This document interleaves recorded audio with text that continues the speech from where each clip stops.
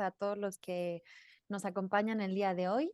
Hoy el tema a los que somos, yo soy psicómetra, ahorita les contaré un poquito más, pero la psicometría es una ciencia bastante, digamos que se pareciera al patito feo de la psicología y bueno, pues yo en lo personal cuando me pude eh, hacer maestra en esta temática y empecé a trabajar como psicómetra, o sea, yo trabajaba en una editorial que nos dedicamos a diseñar, a adaptar instrumentos de evaluación, pues bueno, me enamoré mucho de este campo y entonces, bueno, pues lo que les traigo acá es una presentación lo más digerible posible para que este tema que requiere mucha estadística y muchas cosas un poquito complejas, para que podamos entender cuál es el procedimiento que haríamos cuando nosotros diseñamos un instrumento de evaluación.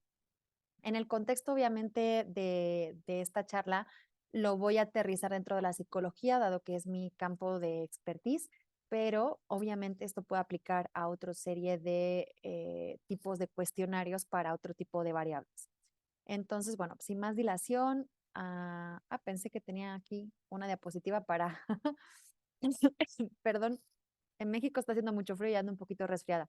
La idea sería explicarles un poquito cuáles son las etapas de la elaboración del instrumento y qué son las propiedades o cómo llamamos a las propiedades psicométricas.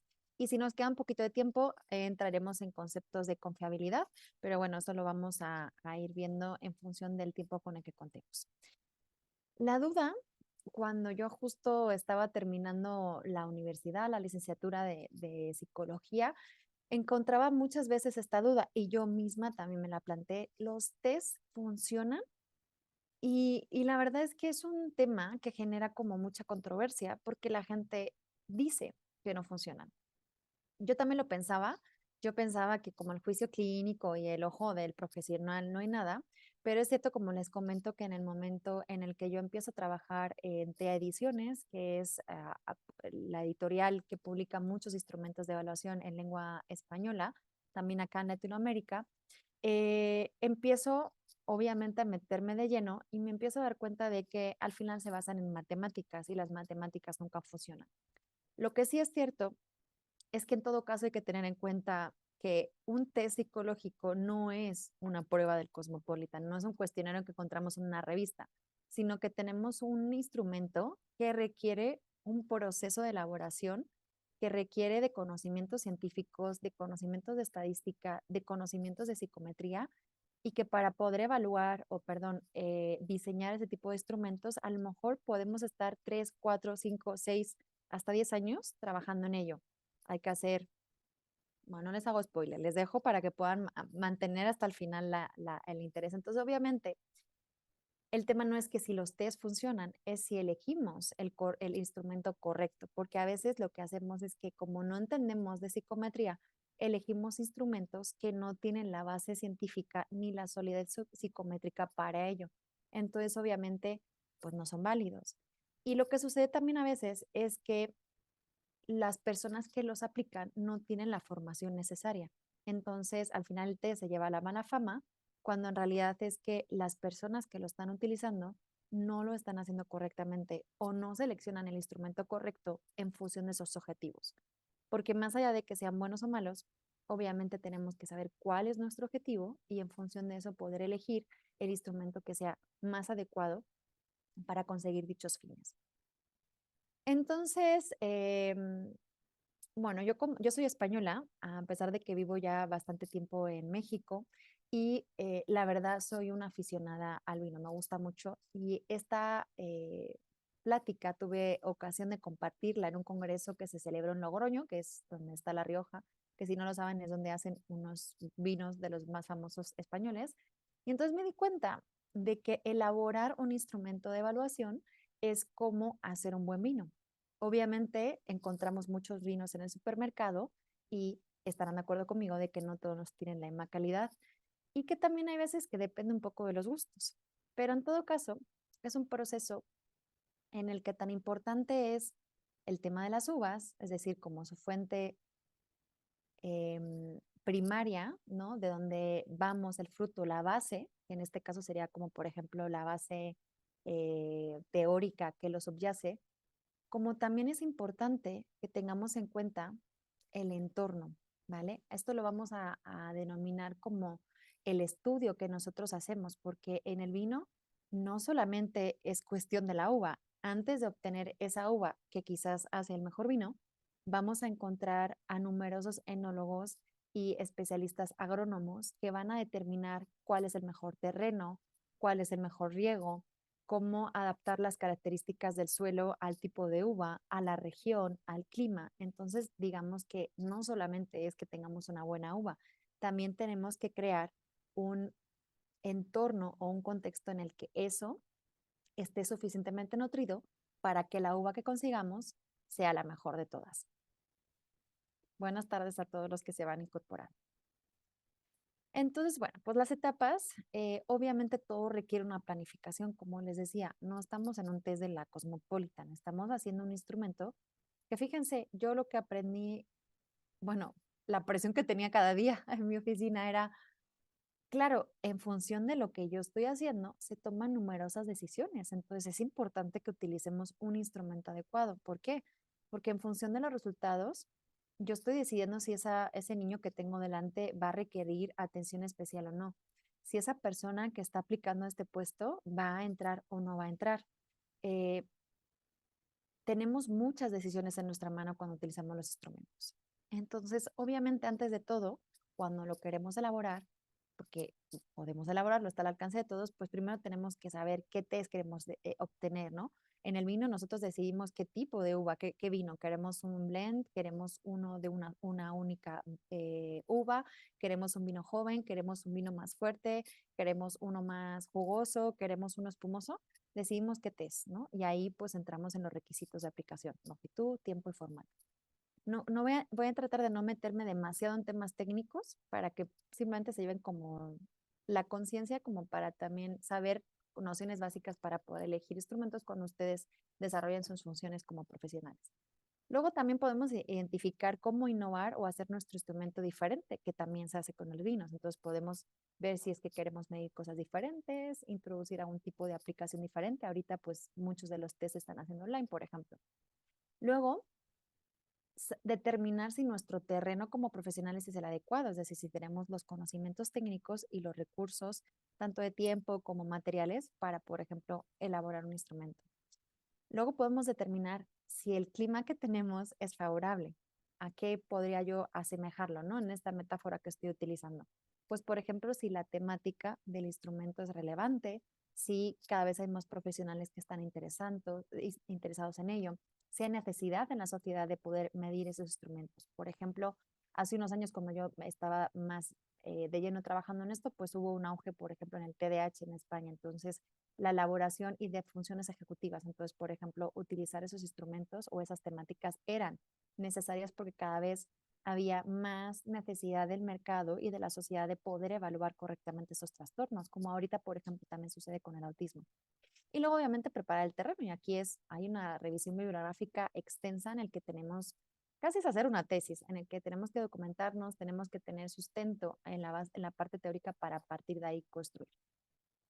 Entonces, bueno, las etapas que vamos a ver son especificación de objetivos, ahorita vamos a verlo todo, delimitación de contenidos, elaboración de reactivos, que llamamos a los ítems o a las preguntas per se. Entonces, aquí vamos a tener en cuenta el tipo de reactivos que queremos, si son de opción múltiple, si no, si es un test más experiencial, si no, la redacción, por ejemplo, también que sean comprensibles, que sean legibles, que esté adaptado a la cultura en la que los vamos a utilizar, el orden, en pruebas, por ejemplo, de rendimiento, de velocidad o de inteligencia, el orden sí tiene una relevancia importante y la configuración de las escalas, por ejemplo. Y en cuanto al formato del instrumento, pues ya podemos decidir cómo queremos presentarlo, si es en papel, si es en online, qué tipo de instrucciones vamos a dar y cómo vamos a hacer el diseño. Eso cuando lo tenemos todo previsto, lo que hacemos es un estudio piloto en el que obtenemos una muestra de datos con el que empezamos a hacer los primeros estudios de las características del instrumento. Estos datos vamos a ver que nos van a permitir depurar para luego posteriormente llevar a cabo un proceso mucho más grande de recogida de muestra, que es lo que llamamos tipificación o estandarización, también se suele llamar en algunos países. Hacemos el análisis de reactivos cuando ya tenemos la versión definitiva en cuanto a su nivel de dificultad. Lo estoy mencionando y no es que quiera ir rápido, sino simplemente porque me gustaría más como que nos diera tiempo de ver el resto de contenidos. La dificultad, la discriminación. La discriminación hace referencia a la capacidad que tiene el reactivo, la preguntita, el ítem o como lo queramos denominar, para diferenciar gente que tenga alta capacidad o alto nivel de la variable que estamos midiendo. Por ejemplo, si estamos en una prueba de inteligencia, es que el ítem diferencie de manera estadísticamente significativa entre obviamente la gente que tiene un CI más alto y la gente que tiene un CI más bajo. Porque si no discriminase, al final todo el mundo tendría una puntuación muy similar. Entonces, ¿cómo establecer diferencias si en realidad pues todo es muy similar, ¿cierto? Entonces, hace falta que haya diferencias para poder determinar correctamente los niveles. En el caso de que haya preguntas abiertas, se hace un tipo de análisis específico y luego obviamente con toda esta información llevamos a cabo un análisis global del instrumento.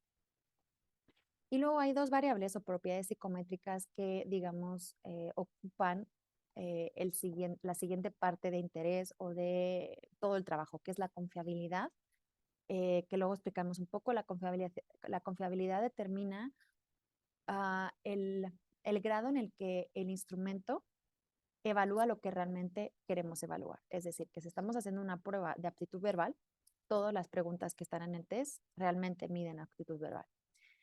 Y en el caso de la validez, acá que tenemos también distintos tipos, aquí les enumero distintos métodos para estimar este tipo de propiedades.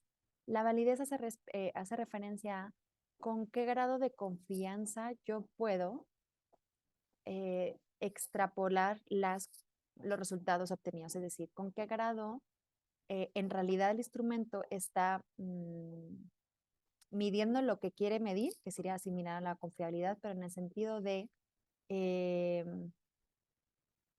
de que no esté midiendo otra cosa y de que yo pueda tener confianza en que las hipótesis que yo elabore a partir de esos resultados sean reales, ¿de acuerdo? O sea, que haya como un sustento, digamos, la validez tiene que ver más como con el sustento.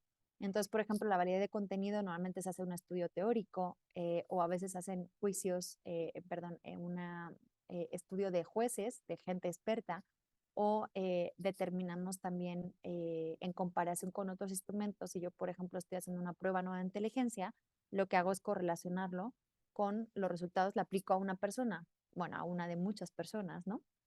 Dos test de inteligencia, el mío y el que ya está en el mercado, y correlaciono los resultados, porque si yo estoy evaluando inteligencia, la correlación entre el test que ya está, digamos, vendido y es oficial, debería ser muy grande, ¿de acuerdo? Y bueno, ahí luego después elaboraríamos los baremos, que es con los que hacemos el cálculo de las puntuaciones y determinamos en qué percentil o en qué puntuación típica nos encontramos, pero eso no es tema de esta conversación. Entonces, bueno, esto es un poquito lo que ya les contaba. Precisamente la confiabilidad tiene que ver con la precisión y exactitud de las puntuaciones al recabar información del constructo. El constructo es la variable que estamos midiendo. Y la confianza es, perdón, la validez es la confianza en que el instrumento mide lo que dice medir, ¿de acuerdo? Y bueno, vamos a ir acá. Mm, a ver, es que ¿por qué lo adelanté esto? Algo está pasando en la diapositiva. Aguántenme un segundito. Ahorita vuelvo para acá. Ah, ah, ah, no sé por qué algo no se ha guardado. Ok, denme un segundito. A ver por qué algo no está acá. Perdón por la... Sí, algo había pasado. Esto es lo que estábamos viendo. No se preocupen que no me perdí tanto. Entonces, bueno, aquí les pongo el ejemplo de un estudio que yo hice con un instrumento que pretendía evaluar TDAH, funciones ejecutivas en concreto en TDAH. No voy a entrar tampoco en la parte de la venta ni la estructura, simplemente como para que me sirva de modelo. Entonces, por ejemplo, yo pues definí la estructura, qué tipo de variables o escalas quería medir. Y entonces, bueno, pues aquí ya empieza el viaje a los viñedos, ¿no? Como les decía, lo importante es preparar el terreno, pero también en este caso plantar las vides, ¿no? Que nos van a dar ese resultado. Entonces, en esta fase lo que llamamos es que hacemos una especificación del test y de sus ítems. Entonces, definimos el mapa de constructos, que sería esto, pero muchísimo más detallado, luego creo que tengo una imagen, redactamos un banco de ítems inicial, digamos que plantamos muchísimas vides a ver cuál pega, y luego obviamente pues determinados, perdón la redundancia, formato de ítems y reglas de la puntuación. No sé si están viendo bien la presentación. Creo que, a ver. No, todavía no, Sí, Tamara. sí, perdón, ahorita, ahí está, ahí está. Perdón por el pequeño momento técnico. Nunca me pasa. Entonces, bueno, les comentaba que aquí es la parte en la que plantamos las vides, ¿no? Entonces aquí hacemos el formato, por ejemplo, pues decidimos si es por frecuencia, si es por escala Likert y demás. Luego lo que hacemos es la revisión de las vides y aquí es lo que yo les llamo la cata normal y a ciegas. Aquí lo que invitamos es a un panel de expertos en psicometría, en evaluación y en la temática o en la variable que estamos trabajando y evaluamos o les pedimos que cuantifiquen o que valoren la calidad, la relevancia y la información cualitativa de los reactivos, ¿no? Entonces ahí vemos si es que no se comprende del todo, si puede ser que esté como midiendo dos variables a la vez. Ahí todo lo vamos recogiendo y lo vamos luego a analizar. Luego lo que hacemos es la poda. Entonces tenemos una cata y luego decimos, ok, pues acá vamos a empezar a recortar, ¿no? Entonces reducimos el banco de todas las posibles semillitas que plantamos, nos quedamos con las mejores, ok, hacemos el estudio piloto y realizamos una depuración de escalas. Y para la vendimia, que en este caso lo he llamado como a esa parte del estudio piloto, en el que vamos a probar el instrumento y obviamente vamos a hacerlo con muchos ítems o reactivos para luego tener información suficiente para poder seleccionar los mejores. Digamos que probaríamos meteríamos muchas uvas a ver luego cuál sería la combinación. Entonces, luego nos encargamos de, por ejemplo, de la imagen, ¿no? Ustedes cuando compran el vino ven que las etiquetas tienen un diseño y que a veces, no sé si les pasa a ustedes también, a veces nos llama más la atención una etiqueta determinada. Entonces, por ejemplo, también cuando hacemos un test, podemos determinar la imagen, ¿no? Entonces hacemos cómo se ve la portada, cuál sería, por ejemplo, el logo y también el tipo de los materiales, qué aspecto tendría. Bueno, pues entramos en la vendimia, que es recoger los frutos, que en este caso sería la recogida de datos, ¿de acuerdo? Entonces, una vez que ya hemos hecho el piloto, ya digamos, hemos hecho algunas pruebas, ya apostamos por nuestro viñedo, entonces hacemos una recogida de muestra que es amplia. Normalmente, pues tenemos en cuenta consideraciones del censo de población y vivienda del país en el que estamos elaborando el instrumento, hacemos un muestreo estratificado por cuotas y preparamos, digamos, lotes muestrales para recoger los datos. Habitualmente contamos con eh, vendimiadores en este caso les pongo el dato porque este último estudio en concreto lo hice en España, entonces contamos con vendimiadores de todas las regiones de España para que nos ayudasen a recoger los datos. Entonces, bueno, pues ya les mandamos todo, estas personas lo aplican y entonces llega a la bodega, digamos. Tenemos los datos. Entonces, en el vino lo que hay una fase que llamamos el despalillado, que es ir como depurando lo que es ramita, lo que es huesito, ir quitando como las hojitas, de manera que lo que quede para hacer el jugo sea la uva. Entonces, en este caso es lo que llamamos la fase de depuración de la base de datos. Cotejamos datos de identificación para que no haya datos erróneos, filtramos casos, entonces si por ejemplo hay alguno que está incorrecto o si es demasiado, tiene respuestas al azar, todo esto utilizamos eh, técnicas estadísticas, principalmente utilizamos SPSS y otras R y otro tipo de software que nos ayuda. Obviamente no vamos así uno a mano quitando las cositas, aunque sí obviamente hay una parte de la depuración de la base de datos que vamos casi uno por uno, ya sea que tengamos 100 casos como 15,000, ¿no? Porque obviamente la recogida de muestra tiene que ser representativa y a veces sí tiene que ser como grupos muy extensos de población. Y hacemos controles de calidad. Luego pasaríamos a lo que denominamos la parte del estrujado, la fase del estrujado, que es cuando ya la base está depurada y entonces tenemos que extrujarle, hacer millones de estudios, de análisis para sacar el mejor mosto. Entonces vamos viendo y vamos haciendo como pruebas, ¿no? Hacemos lo que llamamos en psicometría análisis descriptivo de los ítems, que lo que nos permite determinar, por ejemplo, es si hay una opción de respuesta que tiende la gente a seleccionarlo mucho. Por ejemplo, también vemos la correlación ítem total de la escala. Entonces, por ejemplo, si yo tengo una prueba de inteligencia, que por ejemplo tengo inteligencia verbal, aptitud numérica, tengo razonamiento, pues yo tengo que ver que todos los ítems o reactivos de cada escala obviamente tienen una alta correlación con la puntuación total de esa escala. Luego les voy a dejar tiempo para dudas si hay alguna cosa que no les quede. Entonces, digamos que tenemos un conjunto, cada escala tiene distintos reactivos, distintas preguntas, y entonces, claro, todas las preguntas deberían correlacionar con la puntuación total. Y también hacemos estudios para determinar si hay patrones diferentes de respuesta en el caso de que haya muestra clínica o no. Pero no. Luego realizamos también análisis factoriales para ver si la estructura que hemos diseñado inicialmente se replica, es decir, digamos que ya con los datos reales, si eso es real y se cumple.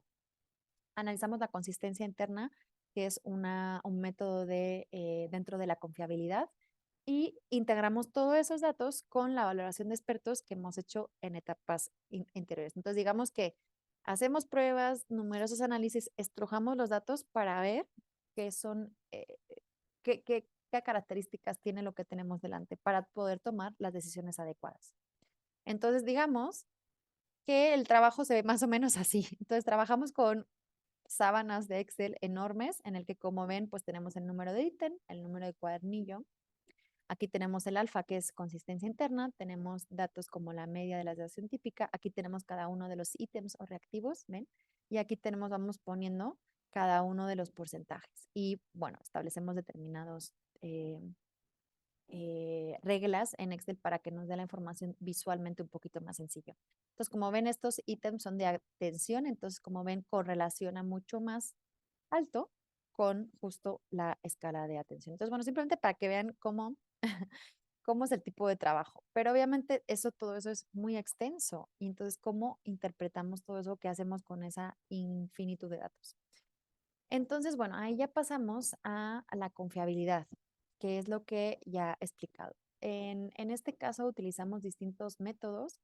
El de estabilidad, que se llama o TRTs o temporal, es si yo aplico un instrumento a una persona en una variable que no cambia, obviamente. Es decir, pues estamos hablando de variables de personalidad o variables de inteligencia. Eso en principio es estable en el tiempo o no debe haber un cambio como demasiado grande. Entonces, evaluamos una persona un mes y evaluamos a otra persona después de un mes, obviamente la inteligencia no cambia de un mes a otro. Puede ser que si uno estudia mucho de años en años o de décadas, puede que sí, pero en realidad no debería ser. Entonces, hacemos un estudio en el que aplicamos la misma prueba 2 veces en el tiempo más o menos cercanos y obviamente pues las puntuaciones tienen que ser similares, ¿no? La consistencia interna tiene que ver con que todos los ítems o los reactivos midan lo que tienen que medir, lo que decía, todos los reactivos de aptitud verbal midan aptitud verbal y los de aptitud numérica midan aptitud numérica. El alfa de Cronbach tiene que ver con la estabilidad interna, también es como simplemente como que todo mide más o menos lo mismo, es en realidad una forma de calcular la consistencia interna, solo que la consistencia interna se puede también calcular por otros métodos en función de varias variables, pero digamos es lo mismo. Split half es que si yo tengo una prueba, imagínense, de atención, pues que los primeros ítems, bueno, y la otra mitad de los ítems, que normalmente lo hacemos por pares e impares, pues también midan lo mismo, ¿no? Para que no los del final midan menos o que haya como variaciones. Y equivalencia es cuando a veces esto lo utilizamos mucho en procesos selectivos o en pruebas en las que pueda haber efecto del aprendizaje. Entonces, por ejemplo, cuando vamos a hacer un proceso selectivo masivo, pues a veces hacemos dos versiones del mismo instrumento, pues por ejemplo, para que la gente no se copie. Entonces lo modificamos ligeramente. Entonces tenemos que garantizar que esas dos versiones, que son distintas, en realidad sean iguales en cuanto a su potencia psicométrica. Entonces, bueno, esto les he ido explicando más o menos de qué va. Entonces, normalmente pues hacemos una aplicación 1 en el caso de la estabilidad temporal. A la 1 o 2 semanas aplicamos las dos y establecemos una correlación. En el caso de las pruebas diagnósticas, sí que obviamente vamos a encontrar que es posible que a la variable que estudiamos sí haya podido sufrir un cambio. Por ejemplo, si nosotros estamos haciendo una intervención con un niño TDAH, le aplicamos una prueba de atención al principio y quizás a los 6 meses y al año y a los 2 años le hacemos un test. O cuando, por ejemplo, tenemos un paciente que ha tenido va a ser intervenido de una cirugía cerebral, hacemos una prueba previa y luego hacemos otras aplicaciones después de la cirugía, por ejemplo, o la lobotomía o lo que sea en ese caso. Entonces, en ese caso sí que puede haber cambio. Entonces, en este caso, la estabilidad temporal lo estudiaríamos como la capacidad que tiene el instrumento para ser sensible a esos cambios, ¿de acuerdo? Que son reales. Y entonces, bueno, eso nos permite de dos formas, ¿no? Nos permite determinar la evolución a lo largo del tiempo de un tratamiento, ya sea cognitivo, conductual o farmacológico, o como decía también, nos va a permitir realizar el seguimiento tras una intervención quirúrgica, una lesión o un traumatismo. Permítame un momentito que voy a beber un poquito de agua.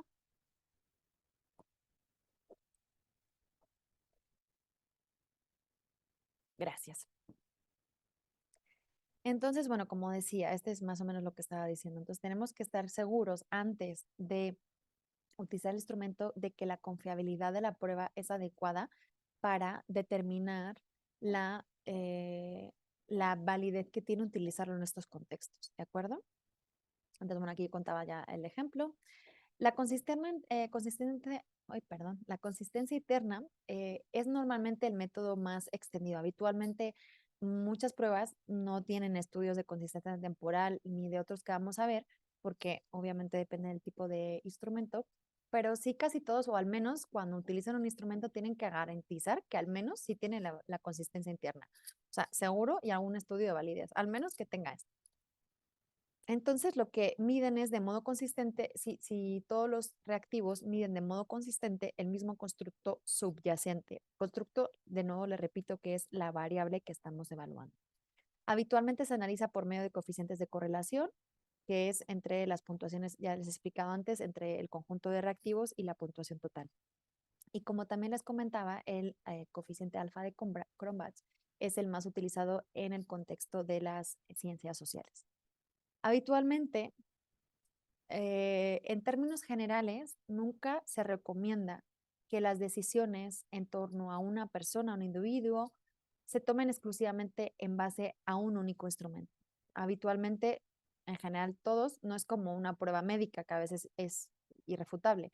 En el caso de estos contextos de las ciencias sociales, nosotros lo que debemos hacer es una evaluación completa en el que apliquemos distintos instrumentos de evaluación, recabemos información de distintas fuentes y también que evaluemos distintos aspectos. ¿Por qué? Porque a veces quizá ese test, pues ese día esa persona no tuvo su mejor día. Entonces es importante que podamos hablar también con las familias en el caso de que sean tanto adultos como infantiles, pero es recabar más información. Obviamente, cuanto menos pruebas utilicemos, más importante será que el coeficiente de consistencia interna sea más alto, porque va a ser mucho más relevante, ¿de acuerdo? Y bueno, este alfa de cromas lo que determina es la concordancia entre las puntuaciones de las personas y los distintos reactivos y habitualmente, no habitualmente, les miento, siempre adopta valores entre 0 y 1, con lo cual cuanto más cerca a 1, mayor consistencia. Y sin embargo, lo que sí hay que tener en cuenta que a veces es una técnica no muy ética, obviamente en estadística, es que a veces cuando tenemos muchos reactivos, el alfa por un método estadístico puro y duro tiende a elevarse más. Entonces, pues lo correcto es, si lo estamos creando nosotros, pues que pueda tener una buena consistencia cuanto menos ítems tenga o reactivos. Entonces, si tenemos varios tests y estamos eligiendo y vemos que tenemos uno que tiene 100, 200 y otro que tiene 30, pero que tiene más alfa de Cronbachs, vayamos al de 30 porque uno, vamos a estar más seguros de que la consistencia interna es real, digamos, verídica. Y dos, vamos a poder conseguir la misma información válida y confiable dedicando menos tiempo, porque obviamente no va a ser igual responder a 30 que a 100. Y también lo que hacemos es que la persona evaluada se va a cansar menos. Y no es tampoco tarea baladí esto. Cuando trabajamos en neuropsicología, yo soy neuropsicóloga de especialización, trabajamos con personas que tienen daño cerebral, por ejemplo, o que tienen una lesión. Entonces, sí, la fatiga es un componente que casi siempre está presente. Entonces, obviamente, si les cargamos con muchas pruebas o mucha longitud, pues al final la persona puede que responda mal y no sea porque no tenga esa aptitud o tenga esa lesión, sino porque está cansado o fatigado, ¿de acuerdo? Entonces, es algo que también tenemos que tener en cuenta. También cuando trabajamos con niños, ¿de acuerdo? Entonces, bueno, pues tenemos normalmente estas variables criterio. Lo ideal es por encima de 0,90 serán estupendas. Lo normal es que estén entre 70 y 80 y por debajo de 70, pues la verdad es que tendríamos que tener cautela a la hora de interpretar los resultados. Split half, como les decía, también es cuando lo que hacemos es que dividimos el instrumento en dos partes iguales. Lo habitual es poner pares e impares porque en algunas pruebas, por ejemplo, que son de velocidad, pues no todo el mundo puede que haya respondido a las últimas preguntas. Entonces, ves, como les decía, que cuando los reactivos tienen dificultad creciente, se obtiene una puntuación directa, se llama ahí, con los reactivos pares y otros con los impares. Y si no, pues en función del, hacemos literal dos mitades. Si todos tienen el mismo índice de dificultad, si hacemos, pues imagínense los primeros 10 y los siguientes 10. Entonces, por ejemplo, en este cuestionario que es de aptitud numérica, pues utilizaríamos pares e impares y haríamos una correlación, que igual, más o menos los valores deberían estar en torno a los índices que les ponía.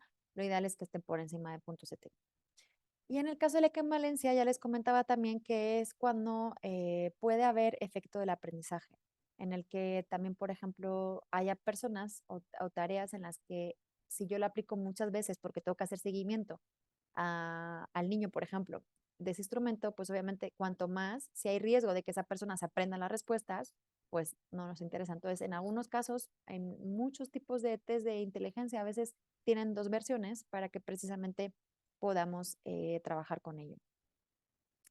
Y bueno, pues de alguna forma igual tenemos el procedimiento, aplicamos a una muestra que seleccionamos al azar una versión, que sería la submuestra uno, seleccionamos otra submuestra, que sería la 2 y a la primera le aplicamos la forma A, y luego la B, o sea, aplicamos las dos formas seguidas, y en el caso contrario, le aplicamos primero la forma 2 y luego la forma uno. Entonces, obtenemos correlaciones entre cada una de las tareas. Ahí está. Y entre, digamos, la aplicación que hemos hecho en la submuestra uno y la submuestra 2. Entonces, estas correlaciones que se representan por la R deberían ser más o menos similares. Es decir, si son iguales y miden lo mismo, el orden no debería afectar. Entonces, por eso lo hacemos así. Pero bueno, no me voy a poner más técnica, que ya es bastante técnico.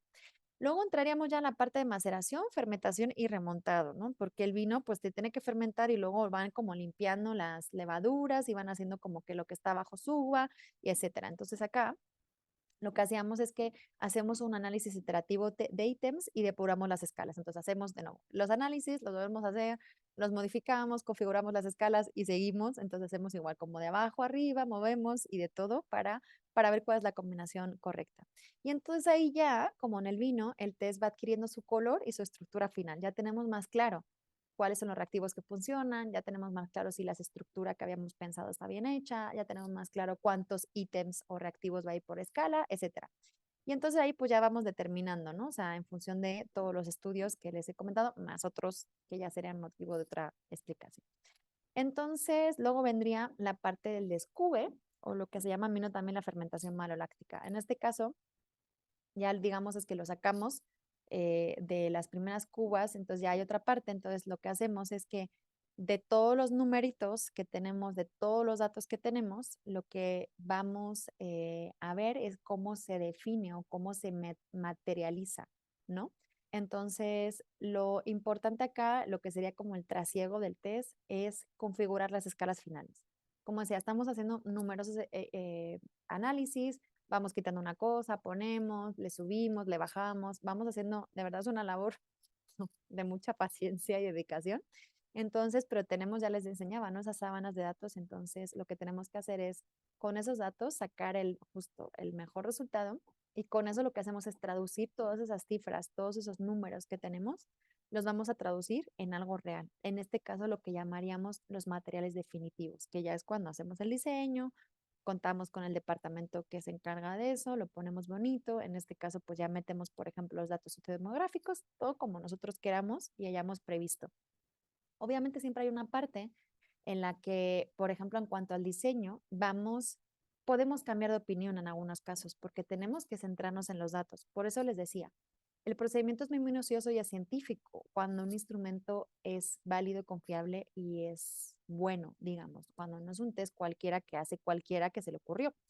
Entonces, igual podemos modificar, porque incluso, ya les digo, yo he estado a veces trabajando en algunos proyectos 6 años, entonces desde que yo empiezo a trabajar hasta que sale, pues igual ya no se estila el papel y lo quiero hacer online, entonces incluso cosas que hemos decidido en un inicio puede que cambien, también como fruto de los análisis que vayamos. Entonces hay que tener también esa flexibilidad cognitiva para siempre teniendo en cuenta nuestro objetivo y que eso no cambie, pero sí tener, bueno, esa flexibilidad para obviamente modificar lo que sea necesario en función de los datos o también pues simplemente pues el diseño pues quizá ya también porque esté más actual o en otro tipo de consideraciones. Y acá lo que llamaríamos la fermentación, que es ya cuando la metemos en botella, pues acá, por ejemplo, tenemos una labor en la que hacemos el sistema de corrección. Queremos ver si queremos hacerlo en papel y lápiz, si va a ser por corrección online, si va a ser con aplicación online. En ese caso, pues contaríamos con los departamentos o con los equipos que se dedican a eso. Entonces, haríamos los baremos, que es nos determina como cada puntuación en realidad en qué posición coloca al sujeto que estamos evaluando en relación con esa variable con respecto a la muestra con la que ha sido evaluado. Ahorita le explico eso más despacio y hacemos lo que se llaman las plantillas de corrección. Los baremos, por ejemplo, el percentil es una de las medidas, también se utilizan puntuaciones derivadas. Esto significa que cuando nosotros tenemos un test y, por ejemplo, la puntuación 80, en realidad no significa nada per se, hasta que lo ponemos o lo traducimos en baremo. Entonces, mediante técnicas estadísticas, lo que se hace es una comparación, unas tablas en las que cada puntuación posible en el test le ponemos una puntuación que permite determinar la posición de la persona en la curva de Gauss, ¿de acuerdo? La distribución habitualmente casi todas no las variables químicas, pero en general las variables, digamos, normales, que no son clínicas, se distribuyen por distribución normal. Entonces, mediante esos estudios, nosotros determinamos cuál es la posición de la persona. De nuevo, al final la puntuación no nos dice tanto como cuánto, en el caso de la inteligencia, cuánto de listo la persona, no, pero en relación con su muestra de referencia. Porque van a encontrar cuando utilizan los instrumentos de que van a encontrar baremos que a veces aparecen diferenciados por sexo, en el caso de que haya diferencias y se hayan encontrado diferencias en cuanto a los sexo, o por ejemplo en temas de aptitudes, a veces hay baremos en función del nivel socioeconómico o nivel educativo, porque eso se ha visto que a lo mejor tiene diferencias. Entonces vamos a encontrar, entonces por eso siempre vamos a tener en cuenta. Y entonces, por ejemplo, un percentil 80, lo que nos quiere decir es que esa persona está por encima del 80% de su población de referencia. Entonces podríamos decir que tiene una alta aptitud o alto nivel de la variable que estemos evaluando. En la fase de crianza, acá lo que tenemos es cuando envejecemos el test, ¿no? Ya lo metemos en las barricas para que vaya adquiriendo los aromas y entonces, ¿qué es lo que hacemos? Pues en paralelo también habitualmente lo hacemos en paralelo, pero hay una parte que no podemos hacer antes, pero vamos redactando el manual. El manual que luego pues las personas compran y tendrían que leerse bueno, donde aparece toda la justificación y todos los estudios que estamos haciendo. Entonces, a veces les digo que a veces van paralelo porque pues hay etapas en las que se está recogiendo datos, eso a veces tarda varios meses, entonces pues ahí podemos empezar con la parte de descripción, introducción y la fundamentación teórica que requiere documentarnos, de ir como redactando prácticamente como si fuera una tesina. Y luego obviamente pues ya cuando tenemos los análisis, eso no lo podemos hacer antes, podemos redactar el apartado de fundamentación psicométrica, que es donde ponemos justo todos los hallazgos que hemos encontrado en relación a las propiedades que les he ido explicando ahorita. Y luego, pues luego hay una parte en la que también tenemos que enseñar a la persona cómo aplicar el test, cómo usarlo. Entonces, es lo que llamamos normas de administración, normas de aplicación o normas de uso. Entonces, ahí tenemos que decir si van con tiempo cronometrado, si tenemos que dar una instrucción concreta a una persona, si tenemos que no dar ningún tipo de instrucción, cualquier tipo de detalle va ahí. Luego también le vamos a decir cómo corregir el test. Ya le hemos enseñado por qué el test es bueno, por qué se sostiene, por qué le va a servir para sus objetivos y cómo lo tiene que aplicar. Y entonces ahorita sería el cómo corregirlo. Y finalmente, Habitualmente, bueno, es la estructura en la que trabajábamos en la editorial que les comentaba. Tenemos las normas de interpretación, que es obviamente, ok, yo tengo ya el resultado, tengo las puntuaciones, ¿qué es lo que puedo decir con estas puntuaciones? ¿De acuerdo? Entonces es lo que llamamos normas de interpretación. Aquí normalmente describimos qué significa cada una de las escalas o qué significa la variable que está evaluando el cuestionario, para que nosotros podamos obtener esa información y elaborar los informes, en este caso psicológicos, de los aspectos clínicos, empresariales, administrativos o forenses, para los fines que sean correspondientes. Entonces, bueno, pues ahí ya tenemos la crianza, entonces estamos reposando el vino y nosotros estamos haciendo toda la labor mientras, ¿no? Entonces, esta labor sería como, lo anterior sería como, ok, el vino se está reposando, pero ya puedo estar pensando, ok, en el marketing, puedo estar pensando en la etiqueta, puedo estar pensando en otras cosas, ¿vale? Entonces voy haciendo como todo lo que va adicional, o voy documentando el procedimiento, qué tipo de uvas mezclé, cuánto tiempo estuvieron en barrica, ¿no? Entonces, digamos, tenemos esa fase de irlo madurando. Y luego tendríamos la fase de estabilización, que en el vino pues es justo cuando se clarifica, entonces antes del filtrado hay una parte en la que se deja ahí como reposar, ¿no?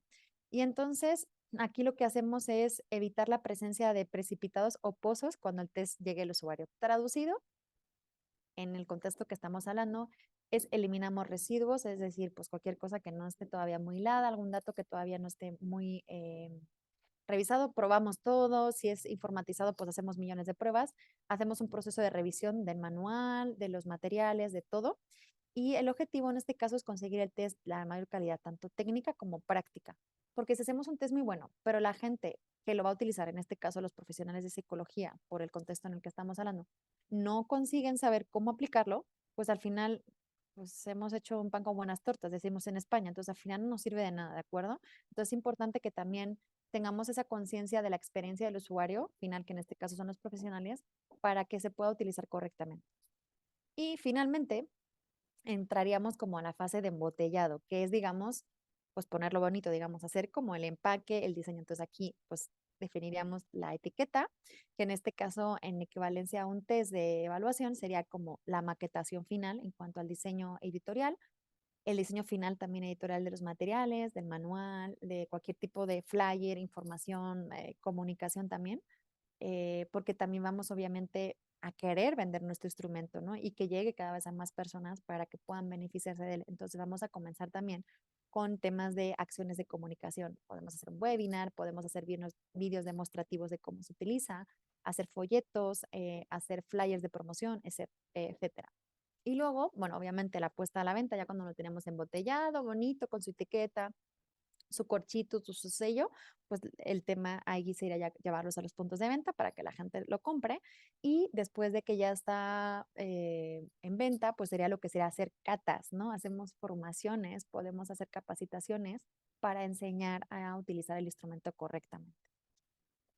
Entonces, bueno, conclusiones, y así les dejo, voy bien de tiempo, les dejo 15 minutitos por si tienen alguna duda, porque sé que es un temita igual, ya sé que es muy específico, pero igual tienen alguna consulta. Diseñar un buen cuestionario no es con calidad psicométrica no es tarea baladí, porque pues ya hemos dicho que requiere un buen terreno, conocimientos técnicos necesarios en muchos ámbitos, no solamente en el ámbito de lo que estamos evaluando, sino también de estadística y de psicometría, el clima idóneo, porque si hacemos un instrumento que está muy bien hecho, pero resulta que nadie quiere evaluar lo que estamos nosotros ofreciendo, pues en realidad tampoco vamos a vender nada. En cuanto a los recursos, porque a veces obviamente hacerlo bien requiere mucho tiempo, mucho equipo y eso se traduce en dinero y obviamente una buena materia prima. Entonces, detrás del buen instrumento siempre hay un gran equipo. Obviamente es difícil. Bueno, nosotros hemos publicado pruebas que se han hecho en tesinas y yo he supervisado también como profesora tesinas sobre instrumentos de evaluación. Entonces, obviamente se puede hacer, para que se comercialice, sí sería necesario como tener un equipo más grande detrás, aunque se puede hacer si uno lo quiere hacer para él mismo. Entonces tenemos desde los investigadores, las personas que recogen los datos, tanto también como los diseñadores, las personas que atienden a los clientes, los que capacitan, tenemos un equipo muy grande. Y un buen test, como un buen vino, requiere su tiempo. Entonces también hay que macerarlo, hay que tratarlo con mimo, hay que cuidar todos los aspectos porque cualquier que se quede una ollita, que se quede algo, que un corcho se rompa, hace que el vino se estropee. Entonces, cualquier cosita pequeña puede ser, ¿no? Puede afectar. Entonces, siempre la calidad es lo primero, se tarde lo que se tarde y ya hasta acá.